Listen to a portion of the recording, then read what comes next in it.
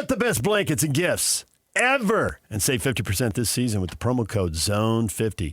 Shop online at MickeyCouture.com or visit any of their 6 locations.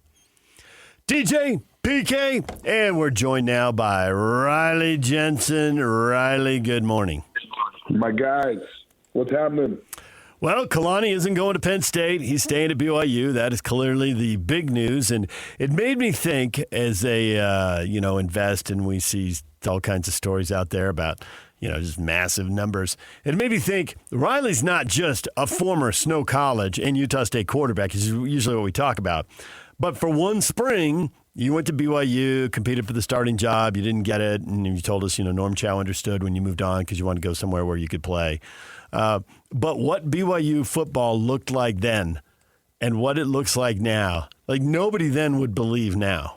I don't know that any of us would, but especially if you were there walking around in the facilities with those coaches in that era. And I get the whole sport has changed, but does it blow your mind? Yeah, there was still a part of BYU that was coming off the Cottonwood Bowl at that time, and it was a big time feel, about as big time a feel as you could have for BYU at that time, and I still think they would be blown away. And so I don't think that there's any question that the amount of money that's in the program, the amount of success that's happening in the Big 12, and some of the different things that are going on are huge. I will tell you this. 2 of my most impressive teammates at BYU when I was there were Kalani Sitake and Aaron Roderick. And so it's one of those things where I'm not surprised. These guys were playing big-time football even back then, and I'm not surprised that their discipline, that their personalities, their work ethic is translating to this kind of success at BYU. We saw some national reports that BYU is going to give an extra 10 to 15 million available for NIL, and that's above what the university is allowed to pay. That's $20.5 million. That is through all sports. So, and most of it obviously does go to football. And in your experience in talking with high school kids and signing day being upon us and all, what do you think is a deciding factor if you're listing the reasons as to why a young man chooses a school as far as the financial compensation is? Where do you put that in the pecking order of level of importance for the young men that would be considering signing with BYU? Well, I think it's super important to 5-star athletes and 4-star athletes. I think your 3-star athletes are excited about the possibility of what could happen, and there's some schools that don't have as much money that they're basically dividing this into like, look, this is what the slot is, and this is what you're going to get paid if you're the starter. We're giving you the opportunity to earn that money if you're a starter. But BYU with, and we saw this with Lane Kiffin with what the extra $25 million that LSU is going to pay for their NIL. What we're seeing is that they're going to be able to go out and offer like big time money to big time recruits. And so it's a game changer. And I think now that we've had a couple of years in the Wild Wild West, or 3 years in the Wild Wild West of all this money, schools are starting to figure out that, hey man, if we can pay premium prices at these positions and in these places, we can land some big time recruits. And I think it's a game changer for BYU right now. I mean, you look at some of the players that they've been able to bring over, even from the University of Utah. I think the key to NIL is being able to poach like what you need for next year from other schools. And so I think it's a big deal. And I think Kalani realizes what a big deal this money is, and that he's going to be able to compete on a national level with the amount of money that they're putting into NIL. So I'm curious if the best way, if you get a bump, any school, I mean, it's BYU in this case, but you get a bump, is it best to spread that money around the second and the third string if you're really good at developing people? Because the more people you have who you think are pretty good with a chance to develop, the more likely you are to hit, right? It's like having a deep farm system in baseball. Or is it about, hey, now that you have this money, impact player at quarterback, impact player at left tackle, impact pass rusher to disrupt the other team's quarterback in their passing game? How would you handle that? Would you spot it on 3 or 4 key positions, or try to build depth across the roster, especially if you were good at bringing those players along? Well, I personally feel like, I mean, you've always got to spend money on a quarterback. You've always got to spend money on some playmakers and then a left tackle. But I think where you can really make some hay is at D-line and on the offensive line, where maybe there's a school, you know, and I don't know what the exact numbers are, but let's say that there's a school that's offering $200,000 to a really good offensive line prospect, and you're able to come in and pay him $300,000. He maybe doesn't start, but he brings tremendous depth and really, really good talent to those positions. Because I still believe, I really still believe that, these skill players and guys like Bear Bachmeier that are going to be really, really good for this school for a few more years are really a big deal, but it's still won in the trenches. I mean, BYU's playing good football because they have a really good defensive line. Their offensive line has totally played better than what I thought they were going to play this year. And you win it in the trenches. When I'm watching a game, I'm watching the first few series to see what's going on with the offensive and the defensive line, and that's going to give me a really good indicator about who's going to win the game. And the perfect example of that is when BYU is playing against Texas Tech.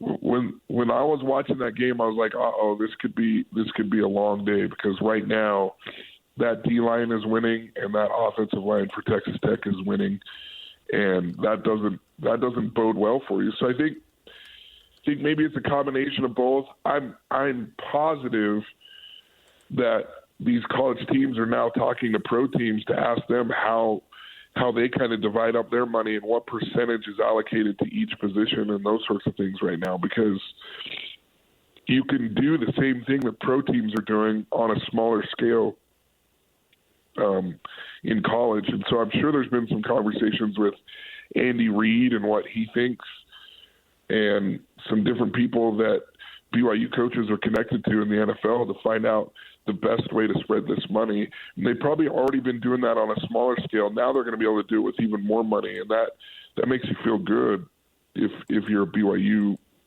supporter or fan, that, man, they're going to be able to allocate money to different positions to help out. I know you know a lot of people. I'm wondering if you got any involved in conversations about Kalani possibly leaving to go to Penn State. At the press conference, I learned that, quote, it came down right to the buzzer, meaning that, it was touch and go as far as him staying, him going. Obviously, he stayed. I'm wondering if you got involved in that process to find out what was going on. I tried really, really hard.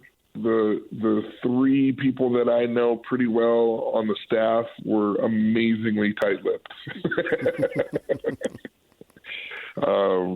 And I try not to push too hard. I'm in this part-time. I was only interested in, how it affects them and their families, but they weren't even budging with me. And so from other people that I've talked to that have been able to, it was definitely touch and go. And on let's see, what is today? Wednesday. I heard on Monday like it was a done deal. He was going to Penn State, and then somehow not to use religious terms, but there was some sort of Hail Mary that was made to be able to get Kalani to stay. I think of that as a Roger Staubach term. So, Hail Mary, full of grace, the Lord be with thee. Blessed art thou.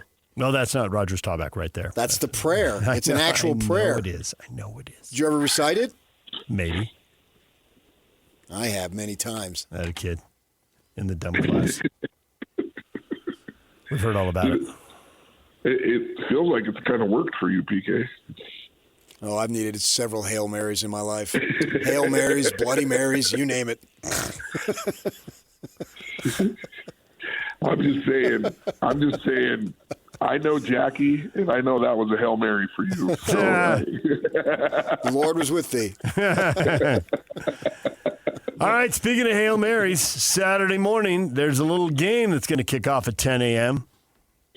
What do you expect in a rematch? How different will the rematch be than the first game? Or how similar? I've been thinking about this a lot. Number one, LJ Martin was not healthy at all. In fact, in that game, I think he played for his teammates. I don't think he should have played. I don't think he could run the way that he could run in that game. I think that's going to be a difference. BYU simply cannot have 67 yards rushing again and win this game on Saturday. They've got to establish some sort of a run game, some sort of ability to hit some seams, and they've got to come off ready to go on the offensive and defensive lines if they're going to pull off the win in this game. Now, I do think that psychologically it's really, really hard to win 2 games in a row against the same team. So I think that bodes well for BYU.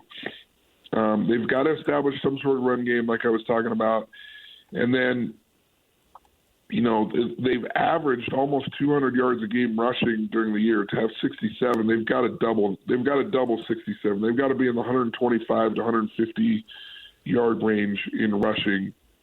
And then in the passing game, they had about 180, and he's been averaging about 220. I think he's got to be at least at his average or maybe a little bit more in the passing game. And then Chase Roberts, Parker Kingston, Cody Hagan, I really feel like wide receivers, when it comes to football, they're kind of like dunkers in basketball or three-point shooters in basketball, where if they can make a big play or if they can make some sort of, play that has a lot of heart in it or a big catch, that can be something that swings momentum BYU's way. And so look for those guys. They didn't make the normal plays that they made all year long in that Texas Tech game. And so look for BYU to try and get those guys going a little bit early, try and get LJ Martin going a little bit early and see if they can't, break through with some individual plays that really build momentum and confidence for BYU to start the game. So the Devils beat them, the only team to administer a loss to Texas Tech. If you were an offensive coordinator, the statistics that they had offensively were better than anybody else had all season because the Tech defense was really dominant. How much would you look to see? Could you possibly recreate what ASU did in order to win that game a couple of weeks back or several weeks back? Oh, I think you look at that statistically and you're like, okay, what did they see? What was the timing of what they called? Why were they able to move the ball? I think part of it was because of Sam Levitt. I mean, he's a really, really good player. I also think there were some looks that Texas Tech threw at Bear Bachmeier that was the first time that he was really challenged as a freshman, where he looked a little bit confused. I can remember him looking at the little iPad and asking a lot of questions. I think he's going to be a lot more prepared this week than maybe he was in that game. They threw some looks at him that I know confused him, and there was parts of the game, and I don't think this is a bad thing, and I don't think that I'm being critical here, but there were parts of the game where Aaron Roderick was actually telling him where to throw the ball. And that that becomes really, really hard on an offensive coordinator, because if you have to tell the quarterback where to throw the ball, you better be right. And Bear was enough confused in that game that Aaron just said, okay, we're going to run this play, you're going to look it off, and you're going to throw the dig right here, and it's going to be open. And there were some times where it was open, and there were some times where it wasn't. But that's what they had to resort to pass the ball. And so I think Bear will be much more prepared mentally that this team can do some different things. And I feel like Bear is a really, really intelligent quarterback who wants to learn. And I think because of that, he's going to be more prepared for this game. Now, I'm not necessarily predicting a win for BYU. I really hope that they do, because I think it's the only way that they get into the playoff. But they are going to play much better in this game than the 27-9 result of the first game. That game was November 8th. Think back to your playing days. And maybe it's different now. Maybe there's so much more video now. But October? How much? What game are you talking about? November 8th, Texas Tech, BYU. Oh, you're talking. I thought you were about the ASU game. How much can you improve as a football player in a month, especially a quarterback? Well, I think he has improved. I mean, over the year. I mean, you just think about his first three games compared to the way that he's playing now. He's improved a ton. I think the biggest thing that could be a possibility is to like how he feels. I don't know how he's been banged up all year. He plays a pretty physical game. My guess is that he's a little bit more healthy, and when you get more healthy as a quarterback, it can really improve your game. And so I think he's probably in a rhythm. I think he also knows a little bit more what to look for, and this will be an interesting step in his growth because, like I said, playing a team for the second time is difficult, but it's also going to be really, really important to his progress that he's ready for the different scenarios that Texas Tech threw against him, for the different scenarios that maybe Arizona State was able to be successful in.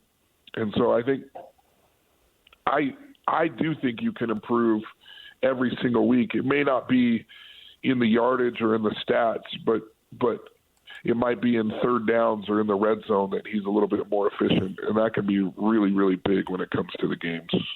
Yeah, the thing that I want to see is them take shots because they're a double-digit underdog, and I felt like it was a little on the conservative side.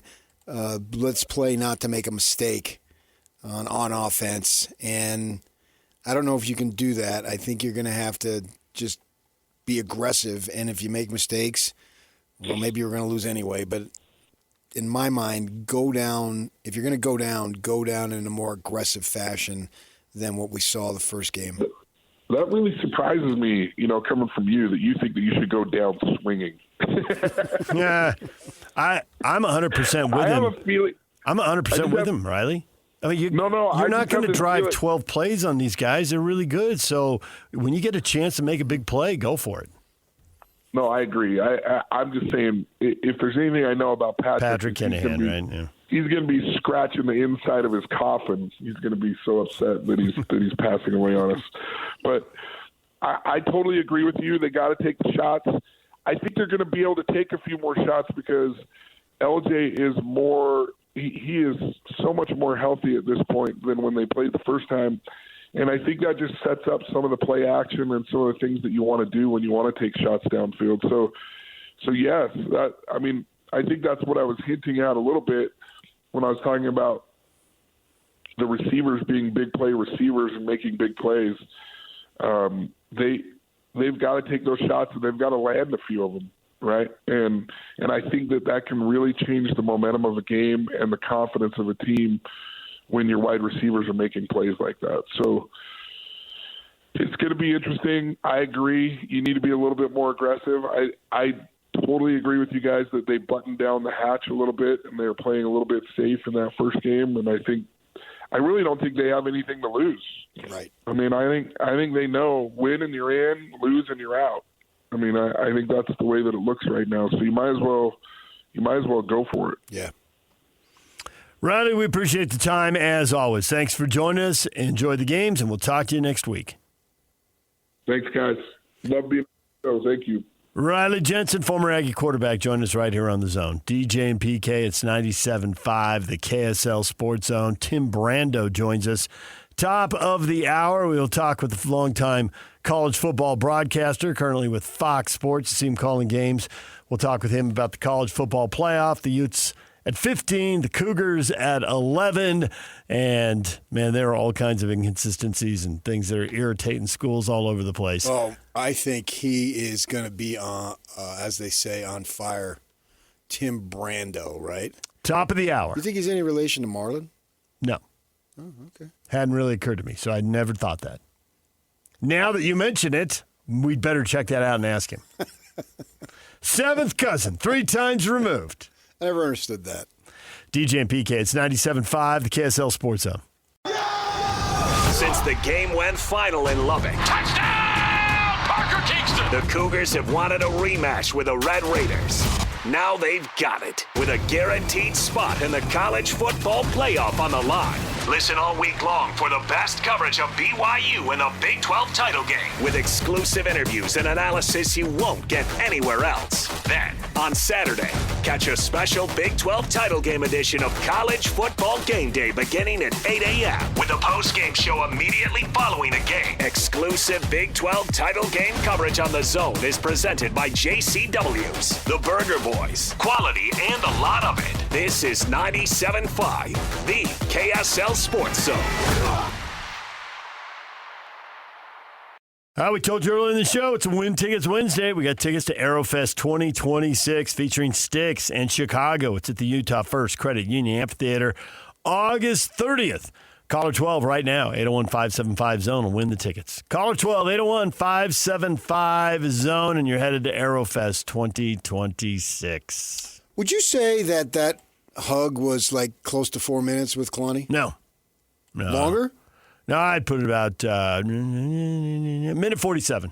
No. Oh, no way. No.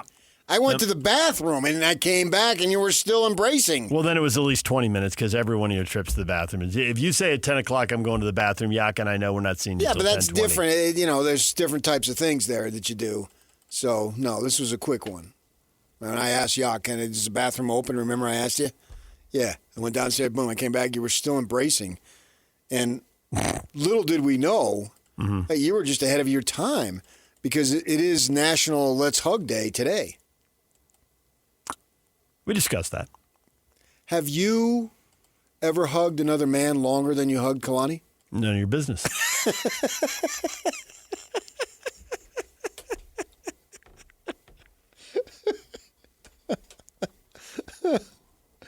Oh man, a little. I'm all for the bro hug, but I just thought it was excessive. Well, it was story time too. So. Yeah, but so you can't tell a story without hugging? It wasn't a story I wanted to tell very loudly. Okay, you couldn't have whispered? I did. You had to embrace? Yes. Held them in close while I whispered that story. It's good to see you two come together because I knew there'd been some friction there. There really hadn't been.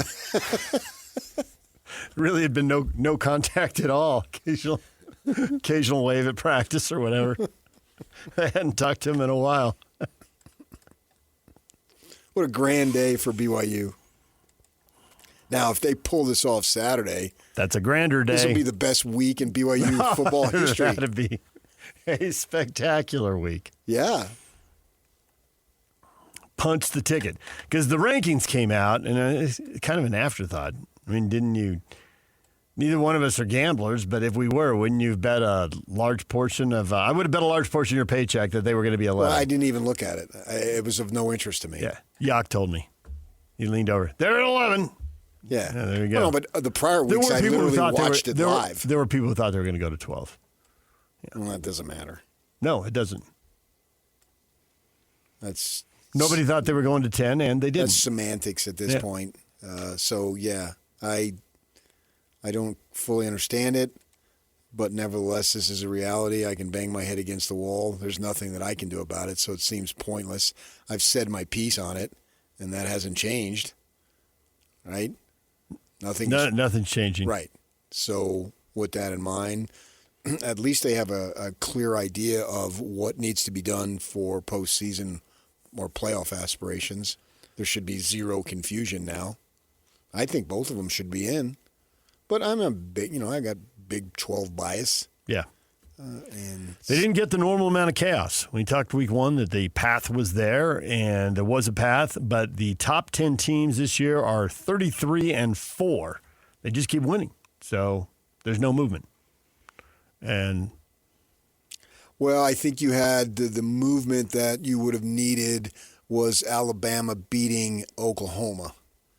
That would have been huge. And I remember watching that game, having the interest from the Big 12 / BYU perspective. Yeah.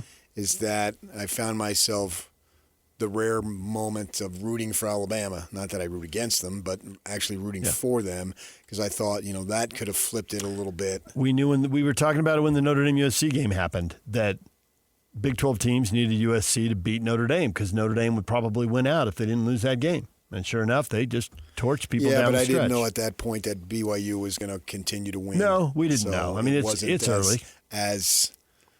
But nonetheless, clear a picture as it was in that other game. Notre Dame was climbing and moving into position, and it was clear that they were going to win out, and they did. Right. And I don't necessarily have a problem with that because they go on the quality of your losses and the quality of your wins, and they've got both. They don't have They don't a lot. have quality of wins. Yeah, sure they do. They just said they beat SC. That's quality of win. Okay, but they beat Pittsburgh. Over a winning team, they threw 70 on Syracuse. Yeah. If you beat somebody 70-7, you get points for it. And, you get points for it. And it's not like they're a lower level team, an NAIA team or what have you. That sometimes they're a Power we see 4 in team. basketball. They're a bad Power 4 team, but they're a Power 4 team nonetheless. Yeah. So, I think they do have quality wins. And the thing about it is, unless you're in the SEC, hardly anybody has wins extended beyond 2. True story. Yeah. With the SEC being the ranked teams, being so many of the ranked teams, don't, in these big leagues, you don't get to play a lot of ranked teams. Your league doesn't have that many, and you're going to miss some of them. I do think, yes, because of the number of teams in the league, the expansion that's taking place. I do think, though, things should be revisited sometimes. And what I mean by that is the Cougs are getting no bump for beating Arizona because it was a slow climb for Arizona to be considered a nationally ranked team. And now they are. And they should be at 9-3. I'm fine with it. But it's like they got no buzz because nobody was talking about Arizona at the time. And that seems a little unfair. That part is true. They do get credit for it because now they sit down and they look at, okay, how many ranked teams did you beat or how many teams you beat with 8 wins or with winning records. I mean, they have those stats. So they are, in that regard, they're getting credit for it. Now, in the discussion, in the public square or whatever, nobody's talking about it. Whereas people are looking at Texas like, well, they got a quality win against A&M. And when you're having that discussion, nobody says, BYU got one against Arizona. That doesn't happen. And I think a large portion of it is the start of the rankings that come out in August. And you're basing it on a lot of who's back from last year. And last year, coach, coordinator, quarterback. And the Cats sucked last year. Yeah. So they were a surprise team. And they took a long time to get where they got any form of attention.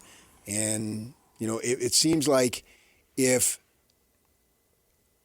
BYU would have beaten Arizona last week, it would have been a much bigger deal than beating them in October. October 11th, I think it was, the day after Kalani turned 50. And so that's kind of screwy. From the public perception, absolutely. Yeah. And perception is governing a lot of this. Is a major factor in these things. And it's also, too, I've accepted this a long time ago, which is why I don't get caught up in winning and losing. I've accepted that college football is nothing more than entertainment. This is not the Olympics here where you line up and the person who crosses the tape first gets the gold medal. That doesn't really apply here. No, and it's not just a BYU or Utah or a Big 12 thing. I think the people... it's a sport thing. It's a sport thing, right. And Notre Dame has way more rep, and more people want to watch Notre Dame than they want to watch BYU or Arizona or whomever. I think even Notre Dame fans are feeling put off by the fact that Notre Dame crushed Stanford and Alabama squeaked past Auburn, and somehow Alabama moves up past Notre Dame. That doesn't matter. If there's an upset, Notre Dame's now positioned to get knocked out. Now, maybe there won't be an upset, so they can stay in, but... You said positioned. You went on an assumption.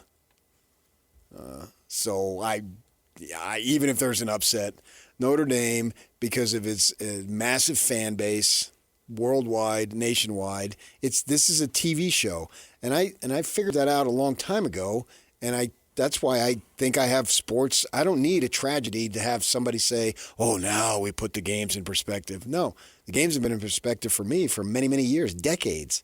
It's a TV show. One team wins, one team loses, and then we go on with life. And with that in mind, TV ratings and who the TV people who have powerful influences in the brackets want in are going to have a say, even though they shouldn't. And that's why I sort of blow it off. And that's why I'm thinking for Utah, 10-2, massive season, bravo. And so you have to go to the Las Vegas Bowl, and maybe a lot of your seniors or juniors are going to go pro, aren't going to play. Okay, fine. All right. Whoop-de-doo. It doesn't matter that way because it is a TV show. Once you turn on the television, you're inviting entertainment, and ratings matter, and paychecks and all that stuff, because ratings are another word for money. Fact. Yes. They can be translated to money pretty quickly and pretty effectively. It's a direct line. There you go. Right? Everything is, and it's all, a lot of it, the news these days, it's staged. And, when there's a sad story, you got to lower your voice. And when there's a hot, peppy story, smile away. They're all actors now. Yay. How you look. You have to get a haircut every third week so it doesn't look you got like. What the heck does it have to do with sports journalism? Nothing. But yet it does. Yes, it does. And I don't deny it. I think it's ridiculous. Don't get your hair cut and wait to see how long it is before somebody says something to you. Or not just the haircut, the color of your hair. I know people who've been told they have to dye their hair and then they didn't. Make me. You would have loved it. It was right in the middle. It was very contentious. You would have loved it. And that matters journalism is now entertainment, which it never used to be, but now it is. And so you have to have that. And it's translated into the world of sports. That's why we constantly get force-fed, what is LeBron doing today? I'm over it. I don't care. Now we've crossed over into celebrity and how much celebrity moves the needle. And it absolutely moves the needle, depending on what your market is. And you know this because you lived in L.A. Celebrity news, turned it on. That was what the local news became. Yeah. Because the issues that were affecting one community in Ventura, San Bernardino, Orange County, didn't affect the community in the other two places, and people wouldn't watch it. Celebrities tied them together, so they talked about celebrities a lot. The bottom line, as Kyle Whittingham likes to say, it's the bottom line, is if BYU gets left out, it will suck. But I don't think that it's nothing that they did or didn't do. I believe they've done enough. Unless they get pasted a second time by Texas Tech, then they've opened themselves up to be excluded, and they were. But if they win, they're in, obviously. But if they lose a hard-fought game in which one team wins, one team loses, and they're still left out, that'll suck. But it's you're not part of the cool kids in high school. Totally believe that. So you're not going to get invited to the party. The SEC is going to get the benefit of the doubt. The Big 12 is not going to get the benefit of the doubt. We've talked about it all season. It hasn't changed. It's been super clear-cut the whole time. And within that, you're right about the individual brand. It's like, okay, who in the SEC gets the benefit of the doubt? Vanderbilt or Alabama? Alabama every day and twice on Saturday. People want to watch them. Yeah. Alabama's 10-2. They're 9th. Vandy's 10-2. They're 14th. Thanks for beating Tennessee. Do At they that move point, up? if it happens, and obviously it's favored to happen, if I'm a BYU fan, I look back and say, hey, we went 11-2. We got a bowl game. We had so many good times this season. I enjoyed myself either at the stadium or sitting in front of the TV. We beat Utah. We did this. We did that. We had a freshman quarterback. Our coach turns down a legacy program to stay with us. I feel really good about being a BYU football fan. That's where I would end up. That would be my final analysis. DJ PK, it's 97.5, the KSL Sports Zone. Tim Brando joins us at 9 o'clock, probably on fire. Fox Sports, voice of college football. We will talk with him about Kalani Sitake State at BYU and the playoff. Right, wrong, how would he change it? That's coming up. Stay with us. Hey, bro. You hear us every day with our crazy opinions. Hey, what you doing? Well, now it's time to hear from you. Hey, great show. Download the KSL Sports app and fire off your thoughts with the call-in tab on the bottom of your screen. Your show is fantastic. It's the one that captivates me the most. You can tell PK to stop singing. Cheap bang! Let Jake and Ben know what you really think of the Jazz. Tell Hans and Scotty about your favorite barbecue spot or what color of tie JJ should be wearing on TV. The best entries will be played on the air. Download the KSL Sports app now and hit the call-in button to let your voice be heard. I think you guys do an incredible job. This is 97.5, the KSL Sports Zone.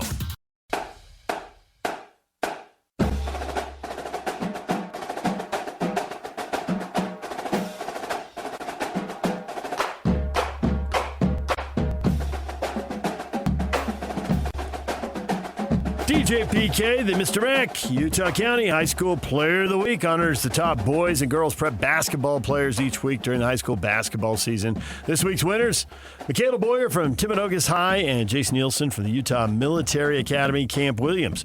Boyer led the Timberwolves to a 3-0 start while averaging 24 points a game, and Nielsen has the Marauders off to a 3-1 start, averaging 21 points per game so far. The Utah County Player of the Week award, proudly presented by Mr. Mac. No one buys, no one sells, no one cares the way they do. Absolutely no one.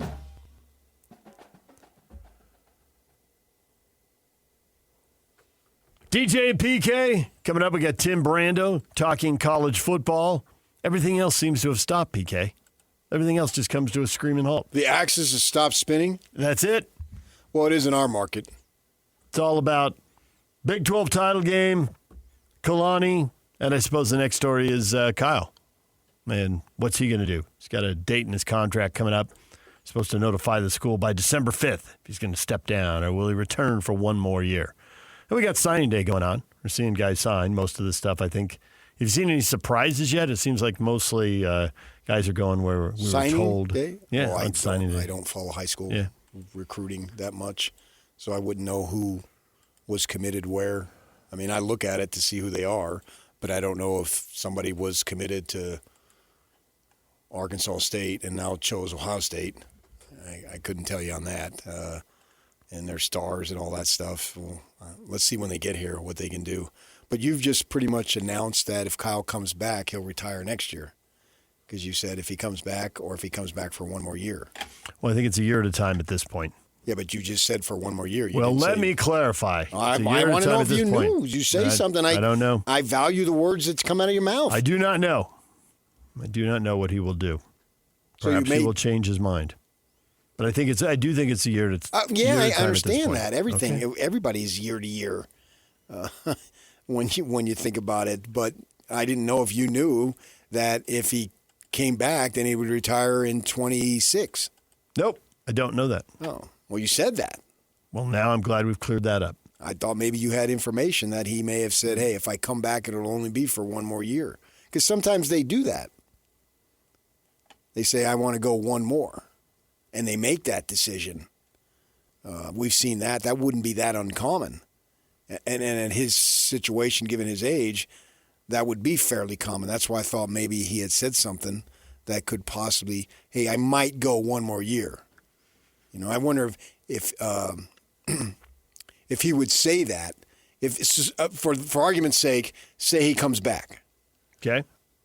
And you got that deadline that he's supposed to tell the university.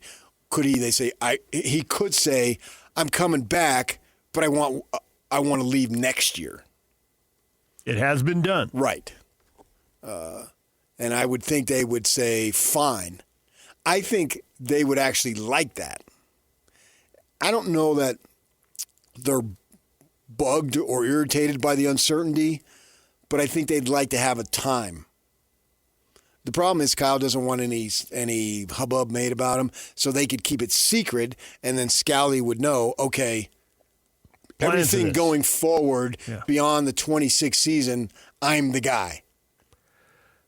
DJ PK, it's 97.5, the KSL Sports Zone. Coming up next, Tim Brando, Fox Sports, joins us to talk college football playoff, what's right, what's wrong, where he thinks the Cougars should be, where he thinks the Utes should be, how is the Big 12 getting treated. That's all next. Stay with us.